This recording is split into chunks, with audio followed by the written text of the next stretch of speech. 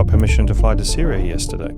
I know that probably the world's in turmoil, but there are markets that we are going into now that I could have never imagined. Today's guest is Steven Greenway, the aviation trailblazer who shaped Scoot in Asia, led Swoop in Canada, and now drives Flyadeal's rapid growth in Saudi Arabia, pushing digital innovation and expanding routes across the Middle East. If you're able to go back and look in how the airline was being run 2-3 decades ago, how was it different than now? When I joined Qantas as a graduate, it was very much a public service organisation. It just felt like almost a government department. Now, obviously, fast forward 30 years, Qantas is a completely different beast. What was your earliest sort of recollection of the Middle East? I did a couple of trips down here, and it was just sort of mind-blowing. They had aircraft that could get them down non-stop to Sydney and Brisbane, like the 340-500, and, that's when you started waking up. There's been a lot of low-cost carriers that have tried to start up, many of which have failed. For me, I've been lucky enough with a couple of successful startups, but they were successful for different reasons. I'd like to think the management were really good, but,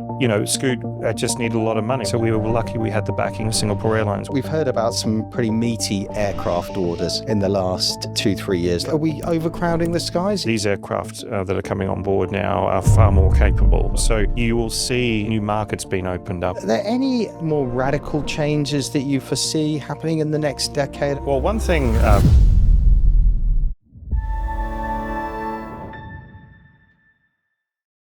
As we reflect on 40 years of Emirates, the progress of global aviation, it's fitting to welcome a change maker who's helping to shape its next chapter, Steven Greenway. Steven has enjoyed a truly global career with roles in North America, UK, Europe, Australia, East Asia, the Middle East, both within airlines and the broader travel e-commerce market. Beyond the C-suite, he's also a trusted advisor, a board member, a strategic consultant helping aviation and tech companies navigate the future of mobility.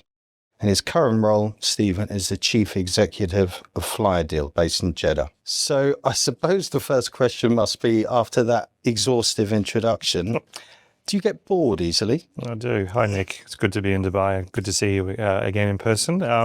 Do I get bored easy? Yes. My psychological profile says I've got to keep active and something's got to be distracting me all the time. So I need to be careful. But that's the beauty of airlines, I think. It's probably the only industry I could function in properly.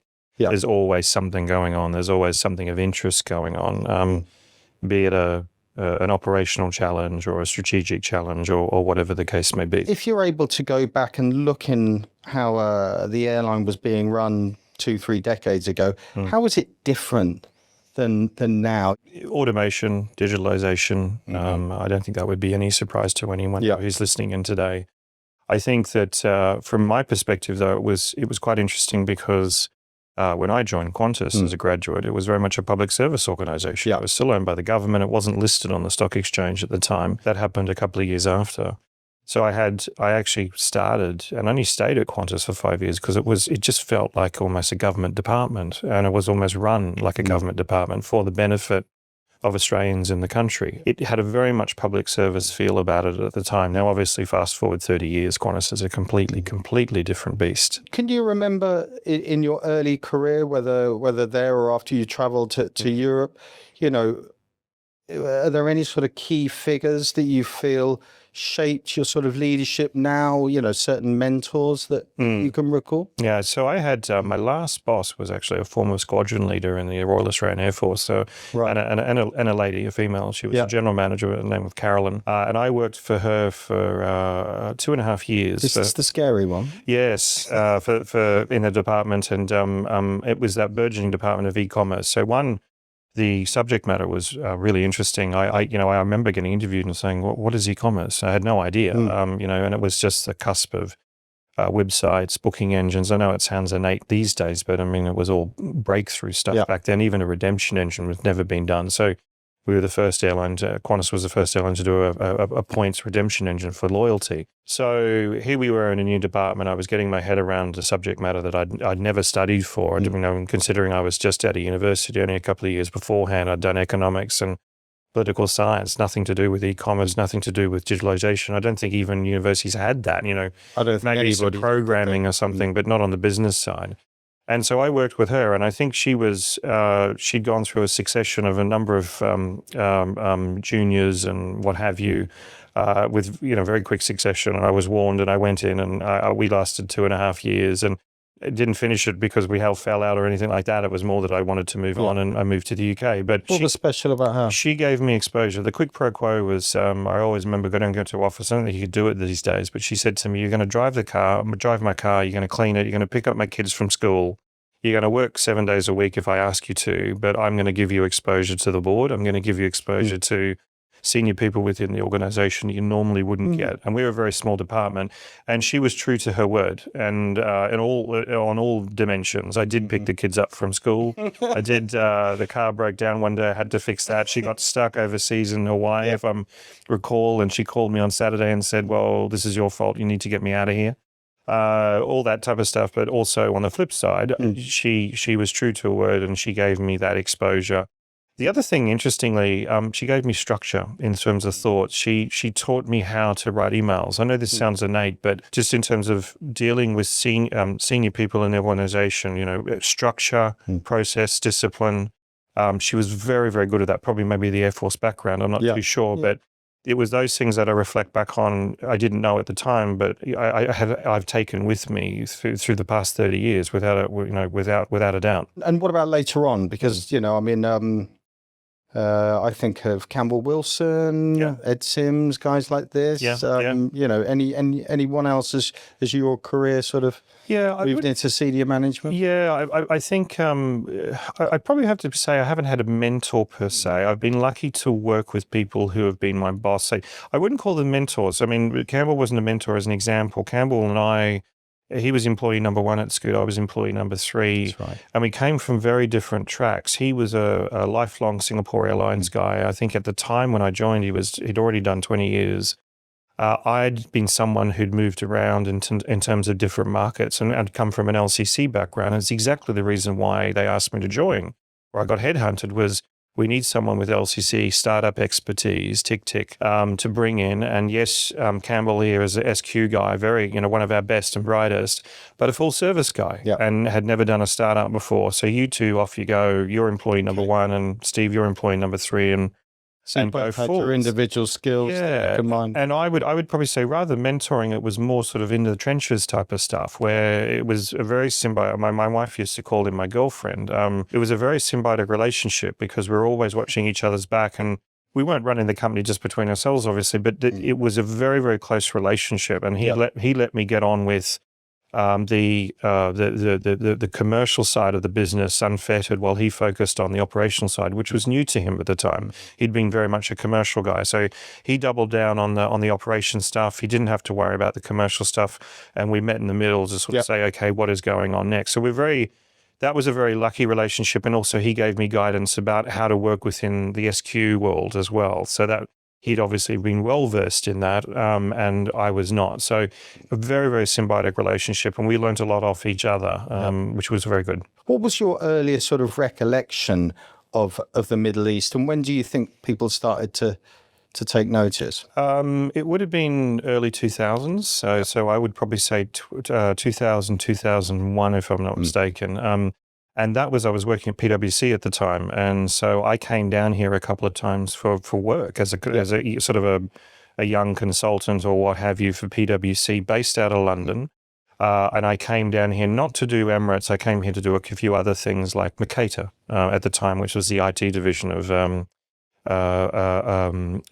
Emirates, which has been ultimately got sold off. But I did a couple of trips down here, and it was just sort of mind-blowing, obviously very different from today.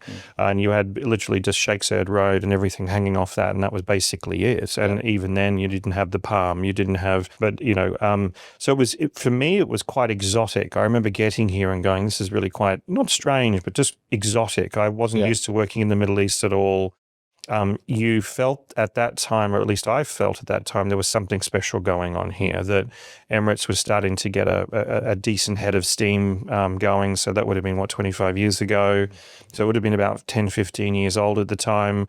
starting to get a bit ahead of steam, and everyone's looking over their shoulder going, who the hell are these guys? They were dismissed beforehand, and all of a sudden they're starting to build this global hub. The new Terminal 1 at the time, it was called Terminal 1, had just opened, and you could just see it fomenting, and that was actually quite interesting for me. So that was certainly something I took away when I first started working here, at least as a consultant almost 25 years ago. When do you think others started to take notice? I think we all did. Pivotal moments. Yeah. You think it happened gradually? Was it the establishment of one airport, a big plane order? Something? I think the terminals, opening of the terminals, and everyone went, oh, hang on, what's going on here? The network started to really sink, and they started to get some global reach. They then had aircraft that could get them down nonstop to Sydney and Brisbane, like the 340-500 and so forth. So that's when you started waking up. And then the subsequent, orders that they were making. You've got to remember when they announced, I think it would have been 15 years ago, the order for 100 A380s or something like that. Yeah. And everyone was trying to work out where the hell are they going to fly these things? And growing up in Brisbane, I'd sit there and I could never imagine a 550-seat plane coming into Brisbane and somehow being filled profitably.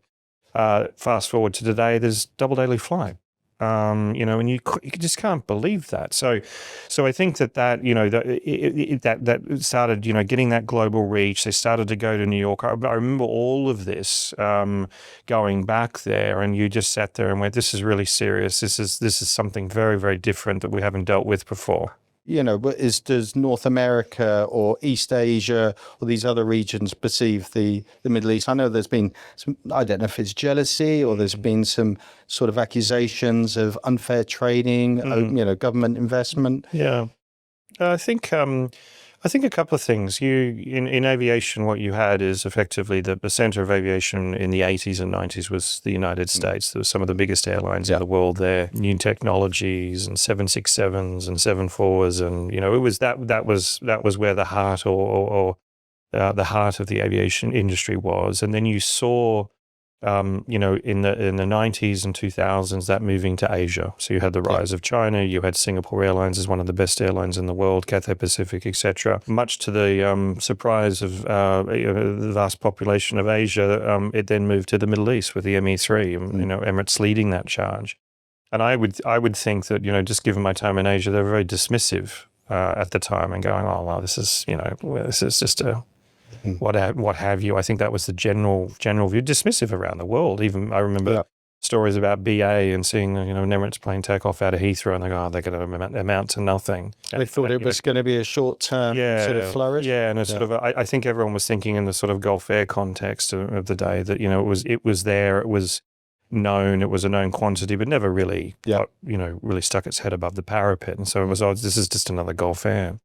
And so I think that's going on. But I think that then for me, the cheap shots of, airports are, they get discount subsidies or whatever the case may be. And I say cheap shots because the way I see it, and certainly the way I see it today, is it's just an integrated ecosystem, which everyone is jealous of, that you're working hand in hand with the airport to provide a wonderful experience, be it Doha or Dubai or what have you.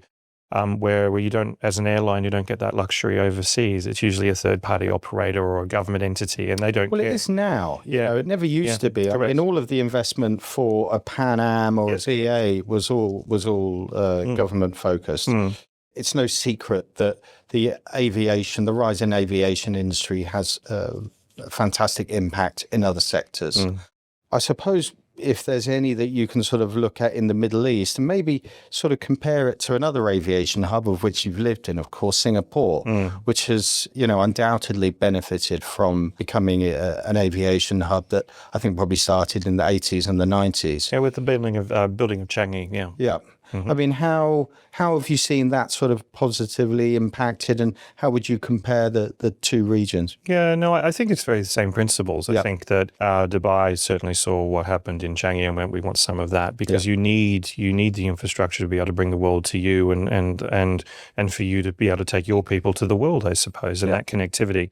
I think Changi was the first true standalone city-state global hub, so to speak. And when they brought that online, you then coupled it with an airline that was, beat all the standards or created new standards. Yep. I think everyone took a step back and went, well, we'll have some of that. So I think you see a little bit of Changi and SQ in everyone's business plans to a certain degree, to even today. And they're outpacing each other now, of course, because you heard about Terminal 5 being launched in Changi, yet another development, the new runway. So it's quite funny, but it's been amazing to me how quickly the Middle East has caught up to Changi, has caught up to Singapore. And I would argue in some cases surpassed it in terms of traffic. You look at Dubai, it's a bigger airport than Changi at the moment in terms of passenger Well, it's interesting. I mean, I've been here for coming up for 20 years, and Dubai had aspirations. And again, I think everybody's been looking up at Singapore. Correct. And to think that, people who'd lived in Singapore said, look, you're doing well, but you're still a long way behind. And as you said, I mean, even Hamid International Airport is, I think, achieving a similar sort of quality. Correct. We've heard about some pretty meaty aircraft orders in the last 2-3 years, let's say post-COVID. If I just have a quick look, I mean, Air India have put in an order of over 500, as is Indigo. Yes. Turkish have over 200 aircraft on order. Qatar have just put in an order for 200. Boeing's EK's order book is nearly 300. Obviously, we have Riyadh Air and Etihad both with around 100. And so that my cigarette packet calculation is that's nearly 2,000 planes on order. Sure. A lot of it vying for that east-west traffic, as in bringing passengers from Asia into North America and Europe and vice versa. Are we overcrowding the skies? Do you think there's a danger of saturation in the market? I think the concern of frothiness is real or genuine. I do get it, but no one talks about the boring stuff. So, you've got the headline orders, but let's just strip away the reality, which is your 777-300ERs, which form the bulk of the fleet at Emirates, as an example. I think they've got 120 plus examples, if I'm not mistaken. They're coming up to retirement age, right? They're in their 20s, 15, 20s. They're becoming uneconomical. They're beautiful aircraft, 10, 15 years ago, they're world leader. But so, the 777Xs that have been announced are coming in to replace those. The 380s, the economic life, again, 20 or so years, a lot of them are coming up to that economic age. And so what you'll see is that as the A380 is withdrawn, you're actually getting a smaller aircraft. So, your capacity growth is actually going backwards, if that makes sense. So there's a lot of replacement stuff no one ever talks about. That you're retiring your old fleet, you're getting it out, the 380s, the 777s, older aircraft, etc., and you're replacing them with more fuel efficient. This always happens. The net, I don't know, because I don't look at everyone's books and so forth, but what is the net that comes out of that? Whatever that number is, yes, there's genuine growth, but it's not the headline number that everyone quotes. I hear you. Second thing is also that these aircraft that are coming on board now are far more capable in terms of range and payload and economics and so forth. So you will see, in my mind, new markets being opened up as well, so markets that didn't exist before, particularly with the use of aircraft that can go 15, 16 hours very economically. So a good example would be, although not in the Middle East, is obviously Qantas with the 350s with an extra tank on board that can now go nonstop between Sydney and London. That happens in 2 years' time. We don't have, you have stopovers and everything, but it's a genuine new route, so to speak, in terms of a new nonstop route. So you'll see more capability coming into airlines fleets, and they're going to deploy them more interestingly on new and quite interesting new markets and so forth coming over the next couple of years as well. I agree with you. There's a level of aircraft being replaced. I believe that Emirates have actually refurbed a lot of the aircraft They're making their way through. Delays in orders. Nonetheless, net-wise, I still think there's... I mean, I'm looking at India specifically, because India, there's always been, I think the passengers have tended to use a Qatar Airways or an Emirates because Air India, to be frank, didn't have the level of service that middle and upper class Indians were seeking.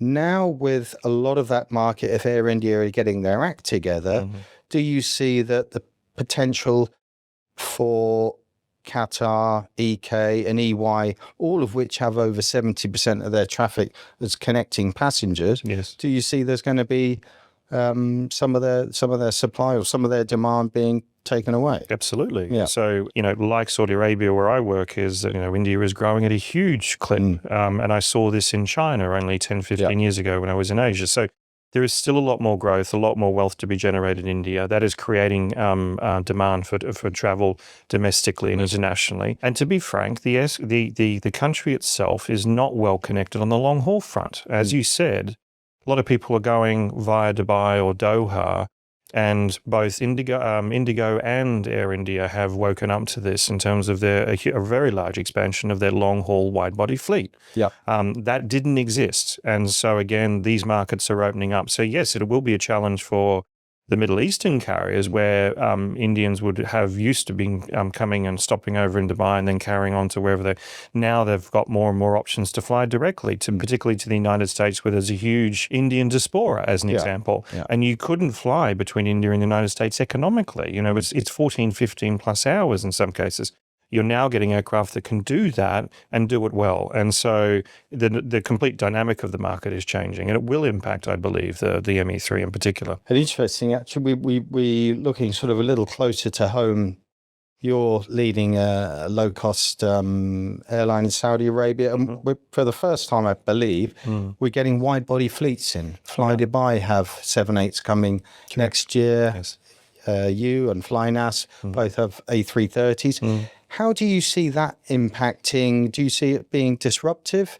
Because, I suppose with Scoot, you were running a fleet of 787 or 787, yeah. So how do you see that disrupting the air traffic within the region? I don't think it's so much disrupting. It's more going after a market that is booming. And in our case, I can't speak on Fly Dubai because I think it's going to be different market segments.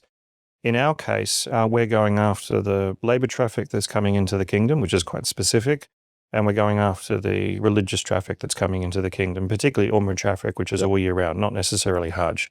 We already do this today. We already have wide-body wet leases, 330s in our fleet. We have 6 of them this year that we keep and we operate both for Hajj and Umrah. So I wouldn't say it was transformative.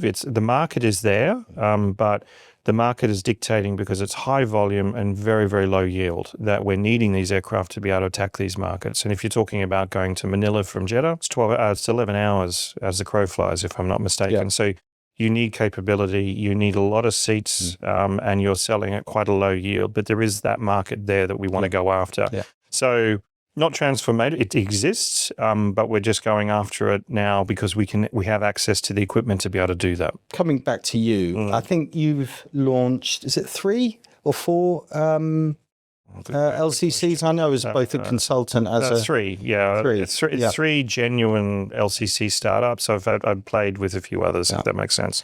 There's been a lot of low-cost carriers that have tried to start up, many of which have failed. When you have a look at it, AirAsia started on a oily rag, basically. I think they brought the AOC in Malaysia for $1, if I'm not mistaken. And again, you've got your scrappy startups like Ryanair, AirAsia, and also EasyJet, where they started with old second-hand aircraft, the bare bones basic, but it was the management and the focus in terms of keeping true to their principles, and you've seen absolutely amazing growth.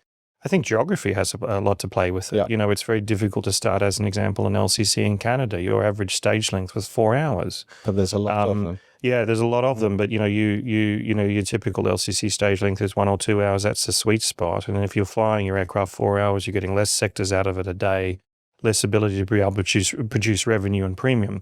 So I think it's a combination of factors whenever you look at this type of stuff. For me, I've been lucky enough with a couple of successful startups, but they were successful for different reasons. I'd like to think the management were really good, so maybe we'll take credit with that. But Scoot just needed a lot of money. We were a long-haul, low-cost startup, and we get aircraft cost a hell of a lot of money. So we were lucky we had the backing of Singapore Airlines. I don't think you would have been able to do it on a standalone basis. Other things were more scrappy. You started up with some secondhand 737s, as we did in Canada, got the thing running, and then you go on to that next level. I think the real trick, though, also apart from just the foundational stuff, is you've got to prepare for growth, and you hit about 20 aircraft. And if you're not investing in the airline, if you there's only so many things you can call a favor in or do something on Excel. You have to invest in systems, process, people. If you get to 20, which is quite It's the sort of tipping number. It's a tipping point. You're carrying a couple of million people. Your operation's quite complex and quite diverse. If you're not investing at that stage, you will hit a brick wall. And there's many examples of that around the world. And so you need to have that forethought that not only do you just get through the startup, but you've got to future-proof the airline to get you through that phase. You've obviously been, successful at sort of adapting to different cultures. How or have you had to adapt your leadership style within the region? What have you got to be mindful of leading in Saudi Arabia or the Middle East? Yeah, I think there's a really very much a consideration of culture sitting in the Middle East. I think what I find not surprising, but what I love is working with Saudis. Are very, very kind people, incredibly kind. The way you work with them is incredibly collaboratively. You have to hold their hand and take them through the process. No, that's not a criticism. I think it's just more about almost like a Japanese, in my experience in Japan, where you can't say, okay, we're going to turn left. You have to explain why. You have to take time. You have to get them along in the journey and make them understand exactly. And once they do that, they swing around 100%. And no matter what, you look behind yourself and you've got 500 people going, we're doing this. And so you have to take your time. There's nothing wrong with that. You have to work collaboratively. You also have to take tension out of the workforce. Tension is not good. And so that's frowned upon. So, if you hit an impasse or something like that, you've got to be adapt to sort of, be the fuse in the room and say, look, okay, let's reconvene later on. Let's try to solve this a different way. So just being always mindful, but I've always just found the loyalty that you get because you invest the time in the country and you demonstrate you're adding value is phenomenal. I've got probably one of the best teams I've ever had in my life, and I'm very thankful. And the vast bulk of them are Saudi. And learning from them about the region, how they get through, but also them learning from me. It's a nice melting pot. Do you think with the growth aspirations of the Saudi carriers, there's a danger that there'll be a shortage of good talent within the aviation sector? I mean, when I first came to the region, all the best Saudis were doing the petroleum and mineral Aramco's of the world and stuff like that. I mean, and now is there an issue to find strong talent? I inherited an airline that was 7 years old when I started. And so we're a bit of a teenager in airline parlance. But I inherited a very strong team. I was very, very lucky. And so from that perspective, my senior management team are all Saudi, bar one. My chief operating officer is a pilot in a Saudi, and he goes out and flies at 4:00 in the morning, comes back and tells me what's going on and what I should be concerned about. Departments like HR and technical, all 100% Saudi. My first officers 100% Saudi, captains are 50%, et cetera. So I inherited an airline that was actually quite Saudi, which is fantastic. No complaints whatsoever. In terms of talent, you've got a real mix. You've got a diaspora of Saudis who've been overseas who are now coming back because of 2030. They want to be part of that story. And so there's a lot of them who have come and worked from Amazon or world-leading companies and now coming back and bringing that expertise and know-how into the kingdom. So that's really something that's very special. Second thing is you've got the female part of the population who want to prove themselves, highly, highly educated, segregated workforce before, but now integrated, and they've been given equal opportunity as males are. So you've got this group of people who are very, very hungry to progress and contribute to society and to contribute to work, which is fantastic. But underpinning all of this is you've got a government which is supporting you. They're coming to you and saying, how can we help? So a good example of how that manifests itself is we have a cadet pilot program for type rating based in Madrid in Spain, which the government is supporting as a scholarship. First class of 10 already have gone through, were trained on or type rated on the 320 over the past 3 months and graduated. All of them graduated with honours and distinction and are now coming back and flying for us as first officers. We wouldn't have been able to do that without government support. So they're bringing in people who have got commercial pilot's license but are not type rated, now sponsored by the government, sent to Madrid to be at one of the best schools to get type rated and then immediately fly with us. So that's one example, but there's many other examples like engineering and so forth where they're investing in young Saudi talent overseas or internally in the kingdom. and bringing those through. But I think the key difference, which I find between Saudi Arabia and other jurisdictions I work for, is the government is sitting down saying, what do you need? Whereas you don't get that dialogue. Singapore would probably be the exception. What do you need? What's your growth plan? How can we best support that? And the cadet program came out of exactly one of those conversations where we go, you're doing great in terms of training up young Saudis to get their commercial pilot's license, but they're not type rated. So can we deal with that issue? Because that means they can fly directly for us straight away. And so that's how we overcame it. There's no doubt that despite the investment in Saudi nationals and everything, there is so much work and development going on in the kingdom that you're going to have overseas talent. And the great thing about it, obviously we're very close to this, is that the reality is Saudi Arabia was not on the radar for people 5-10 years ago, is now very much on the radar in terms of, I really want to be part of this. This is a booming market. And I want to be able to bring my skills, and I want to work for world-leading companies and so forth. So you're getting that influx of people that just simply didn't exist before, and the talent that comes into the market. I don't think I would have considered working in Saudi Arabia 10 years ago. It was too difficult. And for obviously, me, we feel that at the front line. And typically, it would be the number of people that you'd have to sort of approach to get that interest. And I think there's a look at the market and how much it's growth. And it's that growth rather than watching costs they may do in more mature markets. They're looking at expanding, they're looking at investment in fleets. Yeah, it's not just growth, Nick. It's also the country, it goes without saying, the country's opening up. But how does that manifest itself? I'm the first foreigner to have be on the company record as a registered person for an airline in the kingdom. It always had to be a Saudi in the past. They changed the law when I came on board. And so I had my name against the corporate registration. Now, it's things that people don't talk about, but that's, again, that's a first. You could have never imagined 10 years ago that now you have a foreigner running a Saudi company, a government Saudi company, and I have my name on the company register. Unthinkable. So there's things like that people don't talk about that are fundamentally changing in the kingdom. And people like me as professionals are sitting there going, you know what, this is, I can identify with this. This is very Western. I can identify with how everything is codified. And I want to be part of that. Whereas I think maybe 10 or 15 years ago, it's like, whoa, this is maybe something I don't identify with or I can't understand. Look, I suppose now just going forward is outside, both in the GCC and outside. Are there any more radical changes that you foresee happening in the next decade? I mean, the only thing that sort of made me sort of stand up is I think Wizz Air produced that subscription model. Is there anything that you sort of foresee, whether in the more dynamic pricing or anything that's going to sort of mix things up a little bit more? Yeah, I think, well, one thing, nothing to do with that, but I think is quite interesting is, again, we got permission to fly to Syria yesterday.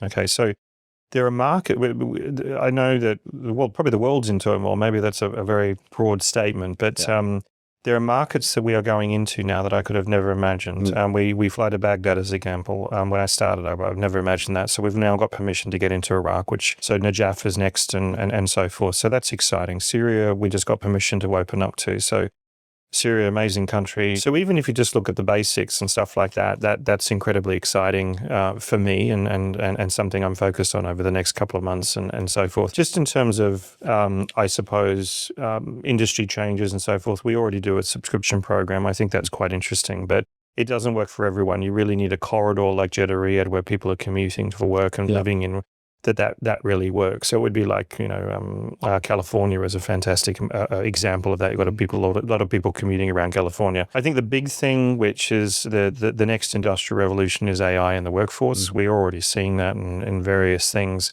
But I think that's the next one which airlines are trying to grapple with in terms of how do we apply this? How do we use this in a meaningful way for customers, for our employees, for the company in general? And I don't think anyone has an answer. There's plenty of people who tell you that they do have the answer. I find that a lot of noise, but I think it'll be the next couple of years you'll start really seeing that acceleration of adapting AI into the workforce, either as guidance or actually taking over functions fully fledged, in my mind. Yet to be determined what that looks like, but it is the dawn of a new industrial revolution. There's no doubt about that. I think everyone's just scratching their head what the impact is going to be at the end of it all. So, yeah.